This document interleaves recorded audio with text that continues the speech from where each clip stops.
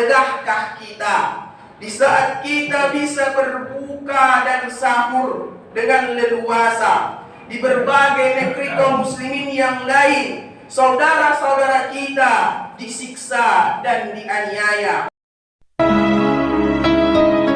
لا ما عاد يرعبني ظلم يهددني لا شيء أخسره لا مهما يطول الدرب فالحق معه إن الحمد لله نحمده ونستعينه ونستغفره ونعوذ بالله من شرور أنفسنا ومن سيئات أعمالنا من يهد الله فلا مضل له ومن يضلل فلا هادي له أشهد أن لا إله إلا الله وحده لا شريك له شهادة هو خير مقاما وأحسن نديا وأشهد أن سيدنا محمدا عبده ورسوله المتصف بالمكارم كبرا وصبيا اللهم صل وسلم على سيدنا محمد كان صادقا وعدا وكان رسولا نبيا وعلى آله وأصحابه وسلم تسليما كثيرا أما بعد فيا أيها الحاضرون رحمكم الله أوصيني نفسي بتقوى الله فقد فاز المتقون فقال الله تعالى في كتابه الكريم أعوذ بالله من الشيطان الرجيم بسم الله الرحمن الرحيم يا أيها الذين آمنوا ادخلوا في السلم كافة ولا تتبعوا خطوات الشيطان إنه لكم عدو مبين يا أيها الذين آمنوا كتب عليكم الصيام كما كتب على الذين من قبلكم لعلكم تتقون إذ تستغيثون ربكم فاستجاب لكم أني ممدكم بألف من الملائكة المردفين صدق الله العظيم. Alhamdulillah, pada hari yang mulia ini, di tempat yang mulia dan di bulan yang mubarak, Allah masih memberikan kepada kita nikmat kesehatan. Begitu juga dengan nikmat iman dan Islam. Seorang hamba pada hakikatnya membutuhkan sesuatu yang lebih daripada dirinya, sehingga tidak bisa ia pungkiri bahwasanya ia membutuhkan Allah Subhanahu wa taala. Maka Al-Fakir mengajak, mari kita memperbanyak sanjungan dan pujian kepada Allah Subhanahu wa taala, karena sesungguhnya yang layak diagungkan, yang layak disucikan hanyalah Allah Subhanahu wa taala. Kemudian salawat dan salam kepada baginda Nabi besar Muhammad sallallahu alaihi wasallam sebagai uswah, contoh dalam mengarungi kehidupan ini, baik dalam bentuk pribadi, bentuk keluarga, bentuk masyarakat, bahkan bentuk negara harus dikembalikan sebagaimana Rasulullah sallallahu alaihi wasallam. Hadirin jamaah Jumat rahimakumullah, bertakwalah kepada Allah Subhanahu wa taala, karena sesungguhnya hanya dengan takwalah kita bernilai di hadapan Allah Subhanahu wa taala. Seseorang yang bertakwa ditandai dengan ia mengerjakan perintah Allah tanpa terkecuali, kemudian meninggalkan larangannya tanpa terkecuali, dan yang muncul pada dirinya adalah ingin dan selalu mendekat kepada Allah Subhanahu wa taala. Hadirin jamaah Jumat rahimakumullah, pada kesempatan yang mulia ini Al-Fakir mengangkat judul khutbah berkenaan dengan Ramadan, bulan jihad dan perjuangan. Ramadan adalah bulan perjuangan, di mana jauh daripada sifat lemah dan bermalas-malasan, tidak produktif dan kehilangan semangat perjuangan dan pengorbanan. Justru puasa ini adalah motivasi perjuangan. Kenapa demikian? Karena sesungguhnya di bulan Ramadan ini kita sangat betul-betul memperhatikan, mulai dari perkara-perkara yang kecil sampai perkara yang besar. Kenapa demikian? Karena ketika kita melakukan perbuatan dosa, ketika melakukan maksiat, maka kita takut puasa kita tidak diterima di hadapan Allah Subhanahu wa taala. Makanya bulan Ramadan ini adalah bulan perjuangan. Lihatlah dulu ketika Rasulullah sallallahu alaihi wasallam dan para sahabat melakukan jihad fi sabilillah, malah dikorbankan di bulan Ramadan. Di masa Nabi sallallahu alaihi wasallam terjadi dua peristiwa yang amat besar, yakni perang Badar dan penaklukan Mekah. Keduanya berlangsung pada bulan suci Ramadan. Perang Badar terjadi pada bulan Ramadan yang pertama. Pada saat itu ibadah puasa diwajibkan. Dalam perang tersebut kaum muslimin hanya berjumlah 313 prajurit dengan 2 ekor kuda perang dan 30 sampai 40 ekor unta. Sebaliknya, pasukan musyrikin daripada Quraisy memiliki 200 ekor kuda perang dan sekitar 1000 orang prajurit. Namun dalam perang tersebut Allah Subhanahu wa taala menurunkan pertolongannya sehingga kaum muslimin mendapatkan kemenangan.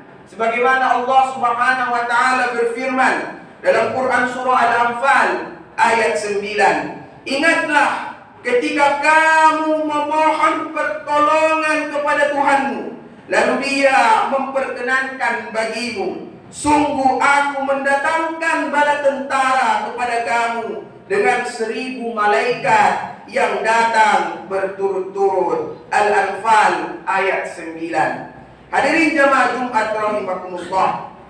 Demikian pula dengan penaklukan Mekah terjadi pada tanggal 10 Ramadan 8 Hijriah. Rasulullah sallallahu alaihi wasallam berserta 10.000 pasukan bergerak daripada Madinah Al-Munawwarah menuju kepada Mekah. Beliau dan pasukan kaum muslimin dapat menguasai Mekah secara keseluruhan tanpa pertumpahan darah sedikit pun, sekaligus menghancurkan berhala yang ditempatkan di dalam dan di sekitar Ka'bah. Hadirin jamaah Jumat rahimakumullah. Kemudian kita lihat masa selanjutnya. Setelah masa itu ada namanya perang Hittin, juga terjadi di bulan Ramadan. Saat itu umat Islam yang dipimpin oleh seorang jenderal Salahuddin Al-Ayyubi melawan kerajaan Salib berhasil merebut kembali Yerusalem. Perang Salib yang ketiga. Perang ini terjadi pada musim yang panas pada bulan Ramadan, bertepatan dengan 4 Juli 1187 Miladiah. Hadirin jamaah Jumat rahimakumullah.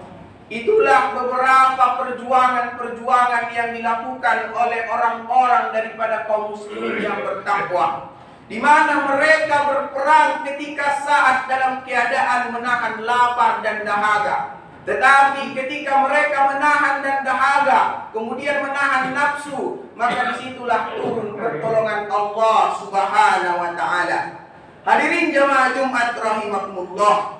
Jihad adalah bagian daripada ajaran Islam. Sekalipun kaum muslimin saat ini ketika mendengar kata jihad, seakan-akan dia seperti monster. Padahal sesungguhnya pendefinisian jihad yang saat ini berada di tengah-tengah masyarakat sebenarnya sudah dianulir oleh orang-orang barat. Kenapa? Karena mereka tahu dan paham bagaimana menaklukkan kaum muslimin. Bukan dengan perang fisik, tetapi melahirkan jargon-jargon di tengah masyarakat yang seakan-akan sesuai dengan Islam. Pada hakikatnya justru dia mendahulukan daripada definisi yang sebenarnya. Hadirin jemaah Jumat rahimakumullah, Allah Subhanahu wa taala berfirman di dalam Al-Qur'anil Karim sebagai sumber hukum kita, sumber petunjuk hidup, hudan linnas, bagi manusia. Qatilul ladzina la yu'minuna billahi wala bil yaumil akhir wala yuharrimuna ma harrama Allah wa rasuluhu wala yadinuna dinal haqq minal ladzina utul kitaba hatta yu'tul jizyah aydiyum wa hum sabirun. Perangilah orang-orang yang tidak mengimani Allah dan hari akhirat, yang tidak mengharamkan apa yang telah Allah dan Rasulnya haramkan, dan yang tidak beragama dengan agama yang benar, yaitu agama Islam, yaitu kaum yang telah diberi kitab hingga mereka membayar jizyah dengan patuh. At-Taubah ayat 29. Inilah dalil yang mengatakan jihad itu ada di dalam Islam. Kemudian di dalam hadis Rasulullah sallallahu alaihi wasallam bersabda dengan tegas, "Umirtu an uqatilan nas hatta yashhadu an la ilaha illallah wa anna Muhammadar Rasulullah."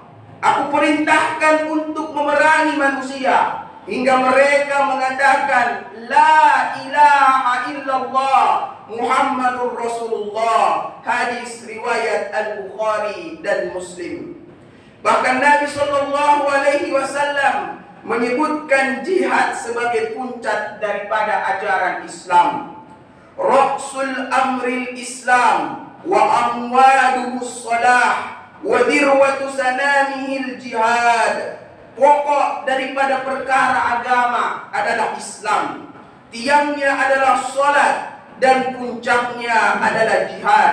Hadis riwayat At-Tirmizi. Hadirin jemaah Jumat rahimakumullah, perintah jihad tidak terhapus sekalipun kaum muslimin tidak lagi memiliki seorang pemimpin untuk memimpin mereka sebagaimana mereka berhukum kepada Al-Quran, As-Sunnah, dan yang dibenarkan oleh Al-Quran dan Sunnah, ijma sahabat dan qiyas syar'iyah. Kemudian daripada itu, kewajiban berjihad berlanjut terus hingga yaumil kiamat. Sebagaimana sabda Rasulullah sallallahu alaihi wasallam, "Il jihada madin منذ بعث الله رسول الله إلى الآخر إصابة من المسلمين يقاتلون الدجال." Jihad itu berlangsung sejak Allah mengutus Rasulnya hingga generasi kaum muslim terakhir memerangi Dajjal. Hadis riwayat Abu Dawud. Secara faktual, jihad diperlukan untuk membebaskan negeri-negeri kaum muslimin yang tertindas, yang teraniaya, yang mereka tidak bisa beribadah sebagaimana semestinya. Wilayah Palestina yang terus dirampas oleh Israel laknatullah alaihi mulai daripada tahun 1948 sampai sekarang. Kemudian kaum muslimin di Rohingya, Myanmar pun demikian. Mereka diusir daripada negeri mereka, padahal mereka sudah mendiami itu sejak dari awal.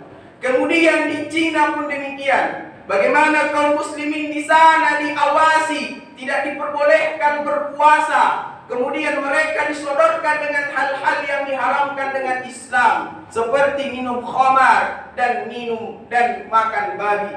Tetapi inilah realitas kondisi kaum muslimin. Kemudian kita lihat bagaimana kaum muslimin di India, kaum muslimin di Moro selatan Filipina, kemudian petani di selatan daripada Thailand teraniaya. Mereka tidak sepenuhnya bisa menjalankan ajaran-ajaran Islam. Hadirin jamaah Jumat rahimakumullah, sampai kapan penderitaan kaum muslimin di berbagai belahan dunia akan berakhir? Sementara pada saat yang sama para pemimpin negeri kaum muslimin justru berjabat tangan dengan para penjajah dan pembunuh kaum muslimin. Hadirin jamaah Jumat rahimakumullah. Dulu umat ini memiliki yang namanya junnah. Ma maknahu junnah adalah perisai. Kaum muslimin berlindung di belakangnya, kemudian berjihad di belakangnya. Yang melindungi mereka, Mekah dapat dibebaskan, Palestina dan Yerusalem dapat direbut kembali dari cengkraman kaum musuh dengan tidak ada jalannya melalui jihad fisabilillah. Namun hari ini umat kehilangan yang namanya pelindung tersebut, yakni dalam istilah khilafah.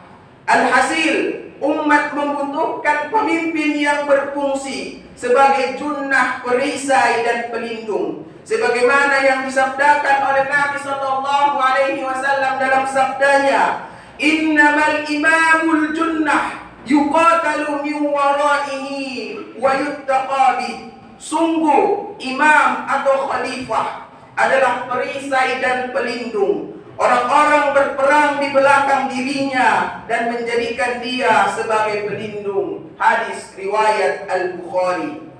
Dalam kondisi ini, kaum muslimin sesungguhnya telah diperintahkan untuk melakukan jihad fisabilillah, sebagaimana firman Allah Subhanahu wa taala, "Faman ihtada 'alaikum faqtadu 'alaihi bimithli maqtada 'alaikum." Al-ayah. Oleh sebab itu, siapa saja yang menyerang kalian, maka seranglah dia setimpal dengan serangannya terhadap kalian. Al-Baqarah ayat 194. Hadirin jamaah Jumat rahimakumullah. Lantas apa urgenitasnya kita peduli dengan kaum muslimin yang berada di luar negeri ini? Adalah sesungguhnya dikatakan hadis Rasulullah sallallahu alaihi wasallam, siapapun dia, berkulit merah, berkulit hitam, berkulit kasat mata dan sebagainya, selama dia sudah bersyahadat, asyhadu an la ilaha illallah wa asyhadu anna Muhammadar Rasulullah, maka mereka adalah saudara kita, sekalipun bukan sebangsa. Kenapa demikian? Karena sesungguhnya ikatan yang paling tinggi, ikatan yang paling mulia adalah ikatan akidah, ikatan yang dilandasi dengan fitrahnya manusia. Hadirin jemaah Jumat rahimakumullah, tegakkah kita di saat kita bisa berbuka dan sahur dengan leluasa di berbagai negeri kaum muslimin yang lain, saudara-saudara kita disiksa dan dianiaya? Padahal Allah Subhanahu wa taala berfirman di dalam Al-Qur'anul Karim, telah memerintahkan kita untuk menolong mereka. Allah Subhanahu wa taala berfirman, "Wa inistansurukum fid dini fa'alaikumun nasru." Jika mereka meminta tolong kepada kalian dalam urusan pembelaan agama, maka kalian wajib menolong mereka. Al-Anfal ayat 72. Hadirin jamaah Jumat rahimakumullah. Maka disinilah pentingnya bagaimana Islam itu harus diterapkan secara menyeluruh. Karena ketika Islam tidak diterapkan secara menyeluruh, maka akan banyak sekat-sekat yang menghalangi kita untuk menjalankan aturan Allah sebagai Rabbul Alamin. Mudah-mudahan khutbah yang singkat ini menyadarkan kita pentingnya kita kembali kepada ajaran Islam secara kafah, baik daripada hablum minallah, hablum binafsi, hablum minan nas. Barakallahu li wa lakum fil Qur'anil azim wa nafa'ni wa iyyakum bima fihi minal ayati wa dzikril hakim wa taqabbalallahu minna wa minkum tilawatahu innahu huwas samiul alim. Aqulu qouli hadza fastaghfirullahal adzim innahu huwal ghafurur rahim. Allahumma shalli wa sallim wa zid wa alim wa allim wa tafadhal wa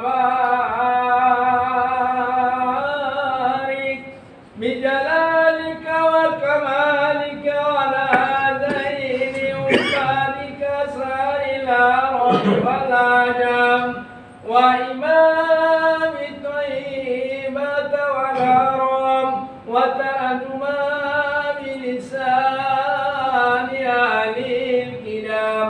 ومن مع العلم والعلم والحكمة والحكم أبي القاسم سيدنا ومولانا محمد وسلم رضي الله تبارك وتعالى عن كل صحابة رسول الله أجمعين.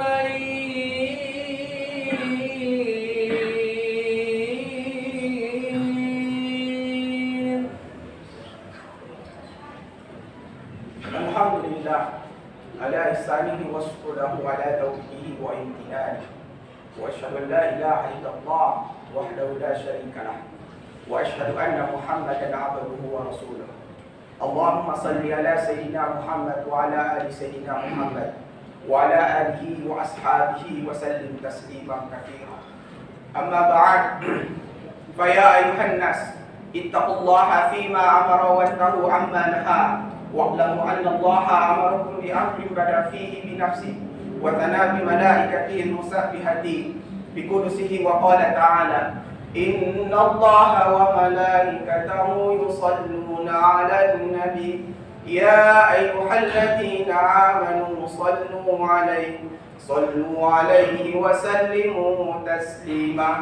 اللهم صل على سيدنا محمد صلى الله عليه وسلم وعلى آل سيدنا محمد وعلى آل سيدنا محمد كما صليت على سيدنا إبراهيم وعلى آل سيدنا إبراهيم، وبارك على سيدنا محمد وعلى آل سيدنا محمد كما باركت على سيدنا إبراهيم وعلى آل سيدنا إبراهيم في العالمين إنك حميد مجيد. اللهم اغفر للمؤمنين والمؤمنات والمسلمين والمسلمات الأحياء منهم والأموات. اللهم أعز الإسلام والمسلمين وأذل الشرك والمشركين. اللهم إنا نسألك خلافة راشدة على منهاج النبوة تعز بها الإسلام وأحلى وتذل بها الكفر وأحلى، إنك على كل شيء قدير. ربنا اغفر لنا ولإخواننا الذين سبقونا بالإيمان ولا تجعل في قلوبنا غلا للذين آمنوا ربنا إنك رؤوف رحيم. ربنا ظلمنا أنفسنا وإن لم تغفر لنا وترحمنا لنكونن من الخاسرين. ربنا آتنا في الدنيا حسنة وفي الآخرة حسنة وقنا عذاب النار، والحمد لله رب العالمين. عباد الله، إن الله يأمركم بالعدل والإحسان وإيتاء ذي القربى وينهى عن الفحشاء والمنكر والبغي يعظكم لعلكم تذكرون. واذكروا الله الذي يذكركم واشكروا على نعمه يزدكم ولذكر الله أكبر. أقم الصلاة. لا ما عاد يرعبني ظلم يهددني، لا شيء أخسره، لا مهما يطول الدرب فالحق معه.